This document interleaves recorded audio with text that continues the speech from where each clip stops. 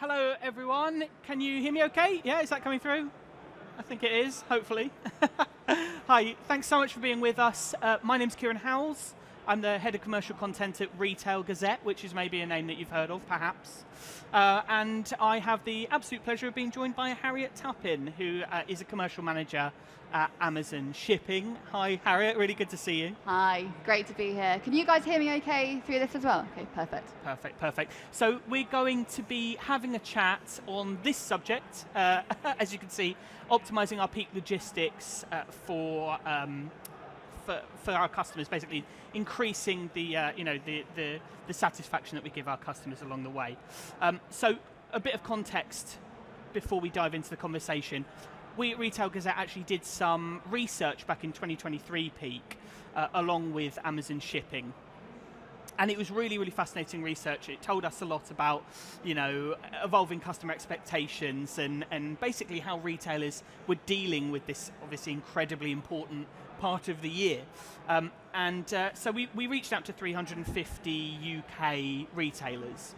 And it was actually building on some research that we had done previously back in 2021. So it's been great because it's allowed us to kind of see some of those evolving trends and also what is really changing quite drastically in that time as well. So it's been an interesting time for us, and it's great to be able to be in front of you talking about that today. But really important thing to cover is some of the learnings from that research, and that's what we're going to be getting into.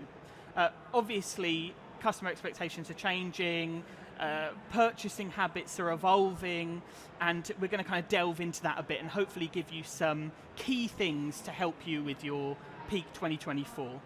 But before we do that, I would like to ask Harriet a question for those who aren't necessarily in the know about what Amazon Shipping actually does, and not only that, but why are you sharing your kind of logistical capabilities with other businesses? So would you mind illuminating us on that? Yeah, sure. So hi everyone, my name's Harriet. I'm one of the commercial managers at Amazon Shipping. So to explain Amazon Shipping in its simplest format, we're basically a parcel delivery service provider that gets to benefit from the amazing network that Amazon has built over the last 30 years. So we service retailers and e-commerce businesses who sell on Amazon, but also off Amazon. That's kind of the simple answer, but I wanted to give you a bit of a history as to how we've actually got to this point. So if we rewind back about 20 years ago or so, 2006, Amazon.co.uk retail business was kind of growing and growing, going from strength to strength. And we had a number of foundational parcel delivery providers that we were working with at that time, who were doing a super good job. We saw the demand for Amazon retail was kind of getting bigger and bigger, and we were needing to get more capacity to be able to deliver on the next day promise that our customers were expecting. So that was kind of the first challenge and the first opportunity that we had. The second thing was we saw an opportunity to actually be more involved in the one physical touch point that we have with the customer, which is obviously just the final mile delivery. So those two things combined basically resulted in us creating our own logistics network. So it went really, really well. 10 years later, 2016, is really when Amazon Shipping as a kind of standalone shipping service launched. So we initially launched to service sellers who were selling on Amazon but shipping goods from their own warehouse to customers. And then in 2019, we actually expanded that to retailers and businesses beyond the Amazon space. And that's what we've been focusing on for the last 4 or 5 years. It's going really, really well. We're really proud of kind of where we've got to. We offer a 7-day-a-week pickup and delivery service. And we've also launched in France, Italy, Spain, and the US at the back end of last year. So yeah, really excited about where we are. Been keeping you busy then? Just a bit, yeah. Wonderful. So let's turn our attention to some of this research then, because we have this great research to delve into. So 2020 peak, that's what we're talking about, and it revealed some big things, one of which is that over half, so about 55% of retailers reported year-on-year increases in peak sales. So that's obviously a very big deal. The other is that commerce is actually continuing to grow. And so as a result of that, I would love to know from you, how is Amazon actually supporting retailers to scale their operations in what is a hugely increased surge in demand? Yeah, I think it's a really important topic, and one that is definitely like front of mind for us, particularly as we're heading into peak 2024, which I can't quite believe that we're actually saying that. Yeah. I feel like this year's flown by. But the promising trend in sales can obviously create challenges when we think about how to scale operations and create a delivery network that can deal with that demand. So the way we think about it at Amazon Shipping is we actually work backwards from the point of peak. So anything that we build, anything that we add to our network is built backwards from that point in time, so that we know if we're dealing with any kind of unexpected demand spikes, increases in volume throughout the year, we can deal with that demand that comes unexpectedly. And we really support our customers to kind of scale that up and down throughout the year. I think a good example of a customer we've done that is an online retailer called Nature Spell. Don't know if you guys are familiar with Nature Spell, but they sell hair products, beauty products, body lotions, that type of thing. When they started partnering with us a couple of years ago, their delivery performance metrics were really poor. We've actually managed to turn it around to, I think it's 98.5, don't quote me on that, % on-time delivery rate, and their Trustpilot score has gone up from 1 to 4. And I think a large proportion of that success can be attributed to the fact that we've helped them to kind of scale that demand as and when they need it through their peak periods. And it's something that we try and do for all the retailers that we partner with. Mm-hmm. Fantastic, fantastic. So another really interesting thing that came out of this research was that actually 73% of retailers said peak delivery is getting earlier each year. Earlier and earlier, I think we can all attest to that. Just under half of retailers, about 45%, said that last year demand started way earlier than the pre-pandemic kind of norm. Yeah. So with demand getting earlier, retailers will obviously have to kick off all of that preparation and logistics for stock and delivery way earlier. So how is Amazon Shipping kind of building resilience into your network to handle this, much more increased and earlier demand? Yeah, absolutely. I do wonder at what point we get to a year where it's not getting earlier and earlier, because at some point we're going to be planning for peak in February. It just feels crazy that it's shifting and shifting every year. I think the three things that I'll share today are really linked to our investment in robotics and artificial intelligence. So the first thing I wanted to share is our Pegasus robots. So I don't know if any of you guys have ever visited one of our sort centers before or seen videos of it, but they're basically the robotic drive units that whiz around the sort center and deliver the packages to the end point before it goes on to the final mile. So all those steps can be completed in under 2 minutes, which is a lot quicker than if a human was carrying those out. So we're able to deal with parcel volume kind of at double the rate that we would be able to if a human was carrying out all those steps. So Pegasus is the first one. The second thing that we're really excited about is the Monitron technology that we have. So that technology basically allows us to predict when equipment's going to break down. So we can do kind of the maintenance before it actually gets to the point of breaking, which is pretty cool. So it allows us to, I guess, get ahead before something actually breaks down and we see issues. Then the third thing is probably forecasting tools. So we use tools to predict our demand, and then from that we'll map out the most efficient and optimized driving routes, delivery patterns, which ultimately helps us to save cost, but it also has a net benefit of making our operations more sustainable, because we know that the routes that the package is taking is the most efficient one that it possibly could. Mm-hmm. So I guess if I summarize, I think AI is something that's really at the cornerstone of what we're investing in to try and deal with that demand and build resilience into our network. Mm-hmm. Yeah, fantastic. I've seen videos of those Pegasus robots. They're absolutely incredible. It's like come and visit them if you want to have a look. Amazing. Yeah, sounds good. So we've got to kind of turn our attention a little bit to the changing consumer expectations. Really interesting area, and maybe what is not so surprising is that nearly 2/3 of customers prefer next day or faster delivery. we kind of, we'd all assume that's the case, wouldn't we? But maybe what is surprising is that actually half of retailers who we surveyed believed that their delivery service providers could be doing more to kind of satisfy their customers, to make sure that experience is really a good one. So you talked a little bit there about, some of the tech and logistics that are going into Amazon. These things obviously have a huge impact on the customer. 2 minutes to do that process means a quicker delivery. But I'm wondering if you could kind of elaborate on the other ways that Amazon's kind of using, technology and the innovation that we always see from Amazon to kind of make that experience as good as it possibly can be.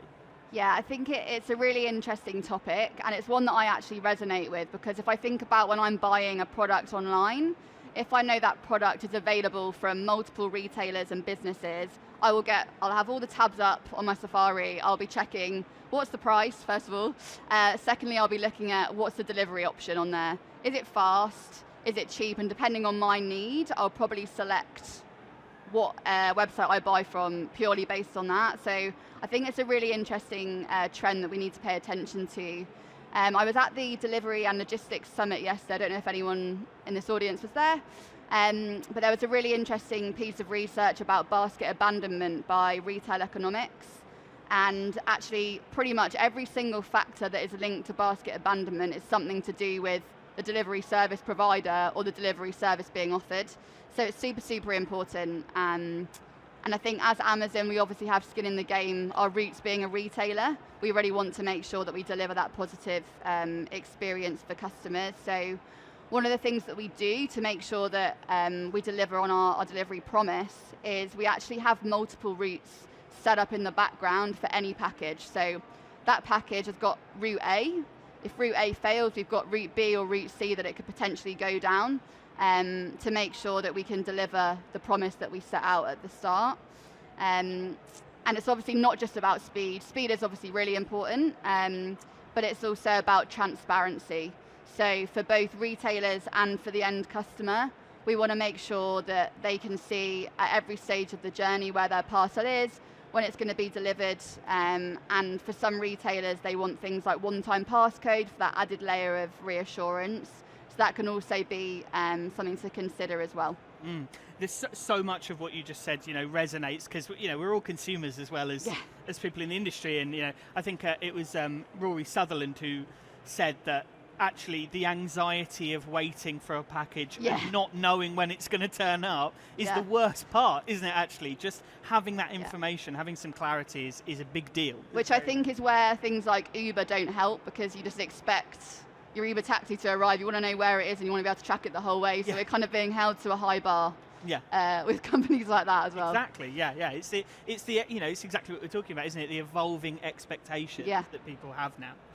So loads of retailers faced a lot of challenges last year in peak 2023, and as we've just talked about, changing consumer behaviours is a really big part of that. So what do you see as some of those like really big key lessons that your retail partners learn that can maybe help inform everyone's 2024? Yeah, I think it's a really good point. And I think the key thing that I would recommend that retailers focus on is really understanding what the customer wants. Is that reliability? Is that speed? Is it cost? It's often a combination of the three. But I think sometimes it can be a misconception that actually people or customers aren't willing to pay for a faster service. The research doesn't actually show that. If customers are ordering at 10 o'clock at night and they want something the next day, they may be willing to actually pay a premium fee for that. So I think don't be afraid to increase cost to provide a kind of an express service potentially. Might not be the customer base you're working with. They might actually be very price driven, in which case you would focus more on a lower cost solution. I think what we tend to see is that reliability, as we mentioned just now in the previous examples, reliability is always important. So we recommend starting there, partner with a delivery service provider that you can really trust, ensure you can deal with spikes in demand as it ebbs and flows throughout the year and different peaks and seasonality comes into it. And then thirdly would just be to plan as far in advance as you can. we do kind of peak planning meetings with the retailers that we work with way ahead of time to make sure that we're set up for success for when that November, December peak hits. So yeah, plan. So there's actually, just from your perspective, there's a lot of collaboration, you know, on your part with the retailers who exactly. Because it's key. It you know, you have such a unique insight actually that retailers could struggle to get because they're just seeing their market, whereas you're seeing so many different, you know, organizations and the problems they're facing. It's kind of an interesting perspective. And we try to share learnings between those retailers. So yeah, I think it's definitely an advantage. Fantastic, that's good to hear. So looking ahead, I mean, we've discussed some of the really interesting ways that the company's current kind of logistics are working. We talked about the Pegasus robots that I absolutely love and lots of the other things that the company's doing.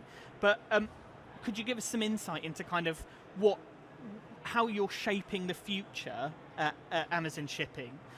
You know, how are you kind of evolving those technologies to make sure that you stay ahead of the game and that you continue to kind of grow with customer demand and expectations? Yeah, I think kind of future-proofing our delivery operations to stay ahead of the curve is really important and something that is always front of mind. So one of the cool things we do have is an innovation hub that's in Italy. And that hub is specifically focused on improving working conditions front and foremost, improving customer experience, and also making our operations more sustainable. So we're really excited by the opportunity that robotics and AI actually presents for us. It's allowing us to unlock kind of new levels of speed and accuracy that we previously weren't able to do before we had the level of automation that we do have. And I think from a sustainability standpoint, as you can see on the screen there, we're really proud that last year we managed to deliver 680 million of our packages sustainably using our electric vehicles. So we're laser focused on increasing fleet efficiency first and foremost, but also expanding our use of low carbon fuels as we progress. And we know that the retailers that we work with also have their own sustainability targets, so we try and fit in to be able to support on delivering those as well. Mm-hmm. It's a massive area, isn't it? You know, your footprint, your delivery footprint is a big, significant part of your kind of your sustainability effort. Huge. And the other thing that's really interesting from this, and we were talking about this before, is that customers really care. They really care how, you know, if they can take a green option, they will take it, won't they? So actually that is really fundamental, especially as that's not just peak 2024, that's forever in general, onwards. For life. Yeah, for life, exactly, yeah. That's only going to become more important and define the decisions that people are going to make, I guess. So we're not that far from being out of time, but I did want to ask you, you know, basically, although I've really enjoyed the discussion, how can some of the folks here, you know, engage with Amazon further? Because we've had a good chat, but we've only just kind of scraped the barrel of a lot of the things that people probably really care about here. So what's the best way to kind of get in touch and have a chat? Yeah, sure. So there's a couple of things on the screen here. If you'd like to download our latest innovation report, you can do so by scanning that QR code. We've also put a link to our website, and we're exhibiting at stand L32, literally just about 2 stalls down over there if you want to come and have a chat with us afterwards. Although I've spoken a lot today about technology and innovation and the things we're doing in robotics, we also do recognise the importance of human element and human touch as well. So you can come and speak to one of our account management representatives at the stand, or myself. Amazing, sounds good. And just one thing from me, one thing I noticed on the stand is the raffle that's taking place. Yes, good plug. Come and scan the QR code at the stand, and you'll be entered into our raffle to win. I think it's an Echo Dot, so it's a pretty decent prize, worth the walk, in my opinion. Definitely, sounds good. Well, thank you so much, Harriet. It really has been an absolute pleasure speaking to you. Thanks for having me. And thank you so much to you all for listening as well. It's been fantastic. Thanks.